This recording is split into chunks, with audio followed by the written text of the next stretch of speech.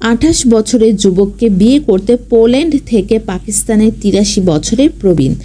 ভালোবাসার বয়স হয় না, বয়স মেপে ভালোবাসা হয় না, আরও একবার প্রমাণ করে দিলেন ব্রোমা। মনের মানুষকে বিয়ে করবেন বলে পোল্যান্ড থেকে ছুটে গেলেন পাকিস্তানে। ব্রোমার বয়স 83 বছর আর তার প্রেমিকের বয়স 28 বছর। সুদূর পোল্যান্ড থেকে হাফিজাবাদে ছুটে এসেছেন ব্রোমা। উদ্দেশ্য একটাই, হাফিজ মোহাম্মদ নাদিমকে বিয়ে করবেন। হাফিজ অটো সারাই করেন, সেসব নিয়ে অবশ্য একবারও ভাবেননি ব্রোমা। একটি পাকিস্তানি সংবাদ মাধ্যমকে হাফিজ জানান 6 বছর আগে আলাপ হয়েছিল ব্রোমার সঙ্গে, তারপর নিয়মিত কথা হতো, কিন্তু কখনো দেখা হয়নি। বিয়ের সময় প্রথম দেখা। হাফিজাবাদে এসে রীতিমতো প্রথা মেনে বিয়ে করেছেন ব্রোমা আর হাফিজ।